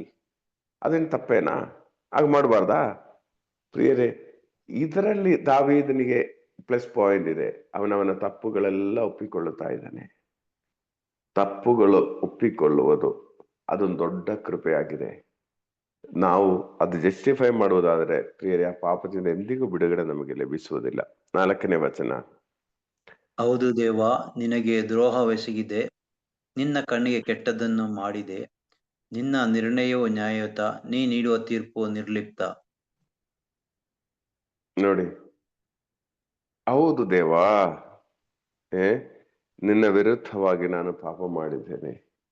ಆಕ್ಚುಲಿ ಇದು ಈ ಒಂದು ಕೀರ್ತನೆ 51 ಅರ್ಥವತ್ತಾಗಿ ನಾವು ಓದುವಾಗಲೇ ಪಾಪವಿಜ್ಞಾಪನೆಯ ಪ್ರಿಪರೇಷನ್ ಇಲ್ಲೇ ಆಗ್ತದೆ. ಆದ್ರೆ ಇದು ದಾವೀದನ್ ಮಾಡಿದ ಪಾಪಕ್ಕೆ ಅವನ್ ಕ್ಷಮೆ ಬೇಡಿದಾನೆ, ನಾನೇನ್ ಪಾಪ ಮಾಡಿದೆ ಎಂಬ ರೀತಿಯಲ್ಲಿ ನಾವು ಯೋಚನೆ ಮಾಡೋದಾಗಿದೆ. ಅನೇಕ ಬಾರಿ ತಪ್ಪು. ಎಲ್ಲ ಅವಳ ತಪ್ಪೆ, ನಂದೇನಿಲ್ಲ, ಎಲ್ಲ ಅವಳು ತಪ್ಪೆ. ಈ ಅವಸ್ಥೆಯಿಂದ ನಾವು ಮರಳಿ ಈ ಕಡೆ ಬರಲೇಬೇಕು. ಇನ್ನು 5. ನಾ ಜನಿಸಿದೆ ಪಾಪ ಪಂಕದಲ್ಲೇ, ದ್ರೋಹಿನ ಮಾತೃ ಗರ್ಭದಿಂದಲೇ. ಯಾ ಇವನ್ ಹೇಳ್ತಾ ಇದ್ದಾನೆ, ಸ್ವಾಮಿ ನಿಮಗೆ ಗೊತ್ತು, ಪಾಪದಲ್ಲೇ ನಾನು ಜನಿಸಿರುವುದು. ತಾಯಿಯ ಆದಿ ಪಾಪ, ಆದಿ ತಂದೆ ತಾಯಿಯರ ಪಾಪ ನಾನು ಜನಿಸುವ ಮುಂಚೆ ನನ್ನಲ್ಲಿದೆ. ತಾಯಿ ಉದರದಲ್ಲಿರುವಾಗಲೇ ನಾನು ಪಾಪಿ ಆಗಿದ್ದೇನೆ. ಇವನ ಸಂಪೂರ್ಣವಾಗಿ ಅವನ ಪಾಪಗಳನ್ನೊಂದಾಗಿ ಎತ್ತಿ ಹೇಳ್ತಾ ಇದ್ದಾನೆ, ರೈಟ್ ಫ್ರಮ್ ಆ ಫಸ್ಟ್ ಪಾಪದ ಅಂತ. ಮುಂದುವರಿಸಿ. ಅಂತರಂಗ ಶುದ್ಧಿಯನ್ನು ನೀ ಬಯಸುತ್ತಿ, ಅಂತರ್ಯ ಜ್ಞಾನವನ್ನು ಉದಯಗೊಳಿಸುತ್ತಿ. ಸ್ವಾಮಿ, ನೀವು ನೋಡುವುದು ನಮ್ಮ ಹೃದಯವಾಗಿದೆ. ನಮ್ಗೊತ್ತು ಹೃದಯದಿಂದ ಆಗಿದೆ ಎಲ್ಲ ಪಾಪಗಳ ಉಗಮ ಆಗುವುದು. ಈ ಆಂತರಿಕ ಶುದ್ಧಿ ನೀವು ಬಯಸ್ತಾ ಇದ್ದೀರಿ. ನನ್ನ ಅಂತರಂಗದಲ್ಲಿ ಸ್ವಾಮಿ ನಿಮ್ಮ ಜ್ಞಾನವನ್ನು ತುಂಬಿಸು. ಯಾವುದು ಸರಿ, ಯಾವುದು ತಪ್ಪು. ಜ್ಞಾನ ಇಲ್ಲದೆ ಇರುವ ಅವಸ್ಥೆ, ಜ್ಞಾನ ಇನ್ನೂ ರಿಲೀಸ್ ಮಾಡಿರಲಿಲ್ಲ. ಜ್ಞಾನ ಕೊಡಿ. ನಿಜವಾಗಿ ಜ್ಞಾನದಿಂದ ನಾವು ತುಂಬುವಾಗ ನಮ್ಗೆ ಅರ್ಥ ಆಗ್ತದೆ, ಕೆಲವುದು ಮಾಡಬಾರದು, ಇದು ದೇವರ ಚಿತ್ತ ಅಲ್ಲ, ದೇವರ ಚಿತ್ತಕ್ಕೆ ವಿರುದ್ಧವಾಗಿದೆ. ಈ ಪ್ರೇರಣೆ ನಮಗುಂಟಾಗ್ತದೆ. ಮುಂದುವರಿಸಿ. ಇಸ್ಸೋಪಿನಿಂದ ನೀ ಚಿಮುಕಿಸೆ, ನಾ ಶುದ್ಧನಾಗುವೆ, ನೀ ತೊಳೆಯಾದರೆ ಹಿಮಕ್ಕಿಂತ ನಾ ಬೆಳ್ಳಗಾಗುವೆ. ಪ್ರಿಯರೇ, ನಮ್ಮನ್ನು ನಾವೆಷ್ಟೇ ತೊಳೆದರೂ ಇಷ್ಟೇನೆ. ನಾವು ಹೇಳುವುದು, ಯಾಕೆ ನಾನು ಕನ್ಫೆಷನ್ ಹೋಗ್ಬೇಕು, ನಾನು ನಿಜವಾಗಿ ಪಶ್ಚಾತ್ತಾಪ ಪಡ್ತಾ ಇದ್ದೇನೆ ಅಂತ ಹೇಳಿದ್ರೆ ಅದು ಅಷ್ಟಕ್ಕಷ್ಟೇ. ಆದರೆ ದೇವರು ತೊಳೆಯುವಾಗ ಮಾತ್ರ ನಾವು ಹಿಮದಿಂದಲೇ ಬೆಳುಪುಳ್ಳವರಾಗುವರು. ಇನ್ನು ಮುಂದುವರಿಸಿ. ಹರ್ಷಾನಂದವನ್ನು ಮುಳುಗಿಸೊನ್ನಳು, ಪುಳಕಗೊಳಿಸೆನ್ನಳು ನೀ ಮುರಿದೆಲುಬುಗಳು.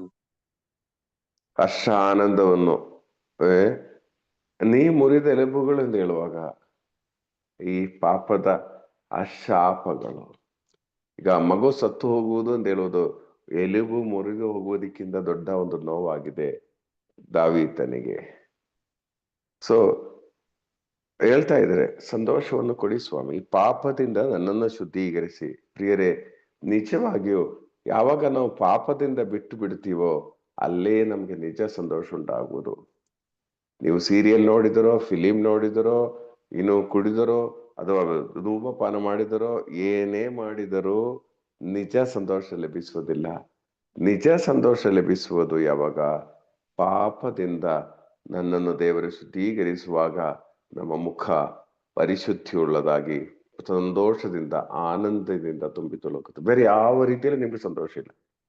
ಕೆಲವರು ಹೇಳ್ತಾರೆ, ಒಂದು ಟ್ರಿಪ್ಪಿಗೆ ಹೋದ್ರೆ ಸ್ವಲ್ಪ ಎಂಜಾಯ್ ಮಾಡ್ಬೇಕು, ಸ್ವಲ್ಪ ಅಲ್ಲಿಗೆ ಹೋದ್ರೆ ಸ್ವಲ್ಪ ಎಂಜಾಯ್ ಮಾಡ್ಬೇಕು, ಸುಮ್ಮನೆ ಮನೆಯಲ್ಲೇ ಕೂರ್ತೀರಾ, ಏನಿದೆ ಲೈಫ್ ಇದೆಲ್ಲ ಹೇಳ್ತೀರಾ, ಏನು ಸಂತೋಷ ಇಲ್ಲ ಎಂಬ ರೀತಿಯಲ್ಲಿ ಹೇಳುವರುಂಟು. ಆದ್ರೆ ಪ್ರಿಯರೇ, ನಿಜ ಸಂತೋಷ ಲಭಿಸುವುದು ಆ ಪಾಪ ಅವಸ್ಥೆಯಿಂದ ಬಿಡುಗಡೆಯಾಗಿ ಪರಿಶುದ್ಧ ಅವಸ್ಥೆಗೆ ನಮ್ಮ ಹೃದಯ ಬರುವಾಗ ಗೊತ್ತಿಲ್ಲದೆ ನಮ್ಮ ಮುಖದಲ್ಲಿ ಸಂತೋಷ ಉಂಟಾಗ್ತದೆ. ಕೊರತೆಗಳು ಬರಲಿ, ನೋವು ಬರಲಿ, ಅಸ್ವಸ್ಥತೆಗಳುಂಟಾಗಲಿ, ರೋಗ ಅವಸ್ಥೆಗಳು ಬರಲಿ, ಇದು ಯಾವುದು ನಿಮ್ಮ ಸಂತೋಷವನ್ನು ತೆಗೆಯಲು ಸಾಧ್ಯ ಆಗಲ್ಲ. ಇನ್ನು ನನ್ನ ಪಾಪದೋಷಕ್ಕೆ ವಿಮುಖನಾಗು, ಸರ್ವ ದ್ರೋಹಗಳ ಅಳಿಸು ಹಾಕು. ಸ್ವಾಮಿ, ನೀವು ಮಾಡಿ, ನನ್ನ ಪಾಪ ದ್ರೋಹಕ್ಕೆ ವಿಮುಖನಾಗು. ಇನ್ನು ಮುಂದೆ ಅದು ನೀವು ಅದರ ಬಗ್ಗೆ ಯೋಚನೆ ಮಾಡಬೇಡಿ. ದಯವಿಟ್ಟು ಅದೆಲ್ಲ ಅಳಿಸಾಕಿ, ನಾನಿನ್ನೂ ಪರಿಶುದ್ಧನಾಗಬೇಕು, ಇನ್ನೂ ನಾನು ಪರಿಶುದ್ಧನಾಗಬೇಕು. ಪ್ರಿಯರೇ, ದಾವೀದನ ಈ ಪ್ರಾರ್ಥನೆ ನಮಗೆಲ್ಲರಿಗೊಂದು ಮಾದರಿ ಆಗಿದೆ. ಅದಕ್ಕೇನೆ ಈ ಪ್ರಾರ್ಥನೆ ನಾವು ದಿನೇ ದಿನೇ ಹೇಳಿ ಮೋಸ್ಟ್ಲಿ ಎಲ್ಲರೂ ಬೈ ಹಾರ್ಟ್ ಆಗಿದೆ. ಪ್ರೇ ಗ್ರೂಪ್ ಅಲ್ಲಿರೋ ಎಲ್ಲರೂ ಬೈ ಹಾರ್ಟ್ ಮಾಡಿರ್ತಾರೆ ಇದು. ಸೊ ಈ ಒಂದು ಕೀರ್ತನೆ ನಿಜವಾಗಿ ಒಂದು ಪಶ್ಚಾತ್ತಾಪದ ಅನುಭವಕ್ಕೆ ನಮ್ಮನ್ನು ಕರ್ಕೊಂಡು ಹೋಗೋ ಒಂದು ಕೀರ್ತನೆ ಆಗಿದೆ. ಸೊ ಇದು ಓದಿ ಮತ್ತೆ ಓದಿ ಒಂದು ಒಳ್ಳೆಯ ಭಾವವಿಖ್ಯಾಪನೆ ಮಾಡಲು ನಾವು ಸಹ ಪ್ರಯತ್ನ ಪಡೋಣ. Praise the lord. KJ sir. Praise the lord sir. Praise the lord. ಪ್ರಿಯರೇ, ಇಂದು ನಮಗೆ ಕೀರ್ತನೆ 51 ನಮ್ಮೆಲ್ಲರಿಗೂ ಹೆಚ್ಚು ಫೆಮಿಲಿಯರ್ ಆಗಿರುವಂತಹ ಒಂದು ಕೀರ್ತನೆ. ಇದನ್ನ ನಮ್ಮ ಪೆರಿನಾಯಗಂ ಬ್ರದರ್ ಅವರು ಹೇಗೆ ಅದನ್ನ ಜೀವನಕ್ಕೆ ಅಳವಡಿಸ್ಕೊಳ್ಬೇಕು, ಹೇಗೆ ಆ ಒಂದು ಕೀರ್ತನೆಯನ್ನ, ಆ ಪ್ರಾರ್ಥನೆಯನ್ನ, ಪಶ್ಚಾತ್ತಾಪದ ಪ್ರಾರ್ಥನೆ ನಮ್ಮ ಜೀವಿತದಲ್ಲಿ ಅಳವಡಿಸ್ಕೊಂಡು ಹೇಗೆ ನಾವು ಜೀವಿಸಬೇಕು ಅನ್ನೋದನ್ನ ವಿವರಿಸ್ಕೊಟ್ಟಿದ್ದಾರೆ. ಪೂರ್ತಿ ಮಾಡಕ್ಕಾಗ್ಲಿಲ್ಲ, ಬಹುಶಃ ಏನೋ ಅರ್ಜೆಂಟ್ ಅಲ್ಲಿ ಇದ್ದಾರೆ ಅವರು, ಅದಕ್ಕೆ ತಕ್ಷಣ ಹೋಗಿದ್ದಾರೆ ಏನೋ. ಆ ನಂತರ ಜಾಯ್ ಬ್ರದರ್ ನಮ್ಗೆ ಅದರ ಹಿನ್ನೆಲೆ ಹೇಳ್ಕೊಟ್ರು. ಪ್ರೈಸ್ ಕರೆಕ್ಟ್ ಆಗಿ ಹೇಳಿದ್ರಿ. ಮಗಳನ್ನ ತಂದು ಬಸ್ ಸ್ಟ್ಯಾಂಡ್ ಬಿಡ್ತಾ ಇದೀನಿ. ಅಂಡರ್ಸ್ಟ್ಯಾಂಡ್. ಜಾಯ್ ಬ್ರದರ್ ನಮ್ಗೆ ಅದರ ಹಿನ್ನೆಲೆಯನ್ನ ಹೇಳ್ಕೊಟ್ರು. ಇದ್ರ ಹಿನ್ನೆಲೆ ಈ ಒಂದು ಕೀರ್ತನೆಯನ್ನ ಮಾಡ್ತಕ್ಕಂಥವ್ರು ಯಾರು? ದಾವೀದ. ಸೊ ಇದ್ರ ಹಿನ್ನೆಲೆ 2 ಸಾಮುವೇಲ 12ನೇ ಅಧ್ಯಾಯದ ಓದುವಾಗ ನಮಗೆ ಇದು ಅರ್ಥ ಆಗ್ತದೆ. ದಾವೀದ 1 ಪಾಪ ಅಲ್ಲ, 3 ಪಾಪ ಮಾಡಿದಾನೆ. 3 ಪಾಪ ಅಂದ್ರೆ, ಒಂದು ವ್ಯಭಿಚಾರ, ಅದು ಕೂಡ 10 ಕಟ್ಟಳೆಗಳ ವಿರುದ್ಧವಾಗಿ. ಇನ್ನೊಂದು ಊರಾಯನ ಕೊಲೆ, ಅದು ಕೂಡ ಕಟ್ಟಳೆಗೆ ವಿರುದ್ಧ. ಮತ್ತೆ ಆ ಪಾಪವನ್ನ ಕವರಪ್ ಮಾಡ್ಕೊಳಕ್ ಪ್ರಯತ್ನ ಮಾಡಿದ್ದು. ವ್ಯಭಿಚಾರ ಮಾಡಿದ ಮೇಲೆ ಆಕೆ ಪ್ರೆಗ್ನೆಂಟ್ ಅಂತ ಗೊತ್ತಾದಾಗ ಅದನ್ನ ಮುಚ್ಕೊಳ್ಳೋಕ್ಕೋಸ್ಕರ ಊರೇನನ್ನ ಕರೆಸಿ ಮನೆಗೆ ಕಳಿಸುವಂತ ಒಂದು ಮುಚ್ಕೊಳ್ಳುವಂತ ಪ್ರಯತ್ನ ಮಾಡಿದ್ದು. 3 ಪಾಪಗಳನ್ನ ಮಾಡಿದ್ದಾರೆ. ಬ್ರದರ್ ಹೇಳಿದಾಗೆ ಅವರು ನೇತನ್ ಪ್ರವಾದಿ ಮೂಲಕ ದೇವರು ಇದನ್ನ ಅವ್ರಿಗೆ ತಿಳಿಸ್ಕೊಡ್ತಾ ಇದ್ದಾರೆ, ಅವನ ಕಣ್ಣನ್ನ ತೆರೆಸ್ತಾ ಇದ್ದಾರೆ. ಅಲ್ಲಿವರೆಗೂ ಅವನಿಗೆ ತಾನು ಮಾಡಿದ ಪಾಪ ಅನ್ನುವ ಪ್ರಜ್ಞೆ ಇರ್ಲಿಲ್ಲ. ಯಾಕಂದ್ರೆ ರಾಜ ಏನ್ ಬೇಕಾದ್ರೂ ಮಾಡ್ಬೋದು ನೋಡಿ. ಆಗ ಯುದ್ಧ ಮಾಡೋ ಸಮಯದಲ್ಲಿ ಅವನು ಯುದ್ಧ ಮಾಡದೆ ರಿಲ್ಯಾಕ್ಸ್ ಮಾಡ್ಕೊಳ್ತಾ ಇದ್ದಾನೆ. ಸೊ ಅದು ಕೂಡ ಅವನು ಕರ್ತವ್ಯವನ್ನ ನಿಭಾಯಿಸ್ತಾ ಇಲ್ಲ. ಸೊ ಹಾಗಾಗಿ ಆ ಪಾಪಗಳೆಲ್ಲ ಅವನಿಗೆ ಇದು ಅರಿವಾದಾಗ ಅವನು ತುಂಬಾ ಪಶ್ಚಾತ್ತಾಪ ಪಡ್ತಾನೆ. ಬ್ರದರ್ ಹೇಳಿದ್ರು ನಮಗೆ, ನಾವು ಪ್ರಾರ್ಥನೆಯಲ್ಲಿ ಇದ್ದವರು. ಯಾಕಂದ್ರೆ ದಾವೀದ ದೇವರ ಒಂದು ಪ್ರೀತಿಯನ್ನ, ದೇವರ ಅನುಗ್ರಹವನ್ನ ಹೆಜ್ಜೆ ಹೆಜ್ಜೆಗೂ ಕುರಿ ಕಾಯ್ತಾ ಇರುವಾಗಿಂದನೂ ಅನುಭವಿಸ್ಕೊಂಡು ಬಂದ ವ್ಯಕ್ತಿ ಇವತ್ತು ಆ ದೇವರನ್ನೇ ಮರೆತು ಇಷ್ಟೊಂದು ಪಾಪ ಮಾಡಿದ್ದಾನೆ. ಸೊ ಇದರ ಪಾಪದ ಗ್ರಾವಿಟಿ ಜಾಸ್ತಿ ಆಗುತ್ತೆ. ಹಾಗೆ ನಾವು ಪ್ರಾರ್ಥನೆಯಲ್ಲಿ ಇರುವವರು ಮುಖಂಡರುಗಳಾಗಿ ನಾವು ದೇವರ ಪ್ರೀತಿಯನ್ನ ಅನುಭವಿಸಿ ಎಲ್ಲ ವರದಾನಗಳನ್ನ ಪಡ್ಕೊಂಡು ನಾವು ಪಾಪ ಮಾಡೋದಾದ್ರೆ ಅದ್ರ ಗ್ರಾವಿಟಿ ಜಾಸ್ತಿ ಆಗ್ತದೆ. ಸೊ ಹಾಗಾಗಿ ಪಶ್ಚಾತ್ತಾಪನೂ ತೀವ್ರವಾಗಿ ಇರಬೇಕು ಅಂತ ನಮಗೆ ತಿಳಿಸ್ಕೊಟ್ಟಿದ್ದಾರೆ. ಸೊ ಆನಂತರ ನಮಗೆ ಇದನ್ನ ವಿವರಿಸಿಕೊಟ್ಟಿದ್ದಾರೆ. 9ನೇ ವಚನದವರೆಗೆ ಒಂದೊಂದಾಗಿ ವಿವರಿಸಿಕೊಟ್ಟಿದ್ದಾರೆ. ಅಂದ್ರೆ ನಿಜವಾದ ಪಶ್ಚಾತ್ತಾಪ, ನಾವು ಪಾಪ ಮಾಡ್ತೀವಿ, ಕನ್ಫೆಷನ್ ಮಾಡ್ತೀವಿ, ಆದರೆ ಅದನ್ನ ರೆಸ್ಟಿಟ್ಯೂಟ್ ಮಾಡಿದಾಗ, ಆ ಪಾಪದ ಕಲೆಯನ್ನ ಹೋಗಿಸುವಾಗ ನಮಗೆ ಅದರ ಪೂರ್ತಿ ಕ್ಷಮೆ ಸಿಗ್ತದೆ. ಇಲ್ಲಾಂದ್ರೆ ಸಿಗೋದಿಲ್ಲ, ಆ ಪಾಪ ಹಾಗೆ ಉಳ್ಕೊಂಡಿರ್ತದೆ. ಅದಕ್ಕೆ ದಾವೀದ ಹೇಳ್ತಾನೆ, ತೊಳೆ ಪೂರ್ತಿಯಾಗಿ ಪಾಪದಿಂದ ನನ್ನನ್ನು. ತೊಳೆ ಪೂರ್ತಿಯಾಗಿ ಅಂದ್ರೆ ನಾವು ಕಲೆಯಾಗಿರೋ ಬಟ್ಟೆಗಳನ್ನ ಉಜ್ಜಿ ಉಜ್ಜಿ ಉಜ್ಜಿ ಸಾಧ್ಯವಾದ್ರೆ ಬಡ್ದು ನೋಡಿ ಕ್ಲೀನ್ ಮಾಡ್ತೀವಿ. ಸೊ ಆ ಒಂದು ಅರ್ಥದಲ್ಲಿ ಹೇಳ್ತಾ ಇದ್ದಾನೆ, ತೊಳೆ ಪೂರ್ತಿಯಾಗಿ ಪಾಪದಿಂದ ನಾನು. ಏನು ಕಲೆ ಇರಬಾರ್ದು, ಅಂತರ್ಯದಲ್ಲಿರುವ ಕಲೆ ಕೂಡ ಇರಬಾರ್ದು, ಆ ರೀತಿ ಹೋಗಿ. ಅಂದ್ರೆ ದಾವೀದ ನಿಜವಾಗ್ಲೂ ಪಶ್ಚಾತ್ತಾಪ ಪಡ್ತಾನೆ. ದೇವರ ಹತ್ರ ಹೋಗಿ ಇಡೀ ರಾತ್ರಿ ಪ್ರಾರ್ಥನೆ ಮಾಡಿ, ಉಪವಾಸ ಮಾಡಿ ದೇವರ ಹತ್ರ ಅಷ್ಟೊಂದು ಪಶ್ಚಾತ್ತಾಪವನ್ನ ಪಡ್ತಾನೆ. ಇದು ನಮಗೆ ಮಾದರಿ. ನಾವು ದೇವ ಸೇವಕರಾಗಿ, ಪ್ರಾರ್ಥನೆ ಜೀವಿತ ವ್ಯಕ್ತಿಗಳಾಗಿ ಪಾಪ ಮಾಡುವುದಾದ್ರೆ ಅದಕ್ಕೆ ಎಷ್ಟೊಂದು ನಾವು ಪಶ್ಚಾತ್ತಾಪ ಪಡಬೇಕು ಅನ್ನೋದನ್ನು ತಿಳಿಸ್ಕೊಟ್ಟಿದ್ದಾರೆ. ಸೊ ಇದು ಅರ್ಥ ಆಯ್ತು ಸರ್ ನಮಗೆ. ಪ್ರೈಸ್ ದಿ ಲಾರ್ಡ್ ಪ್ರಿಯರೇ, ಥ್ಯಾಂಕ್ ಯು ಸೋ ಮಚ್. ನೀವು ಮಾತನಾಡಿ.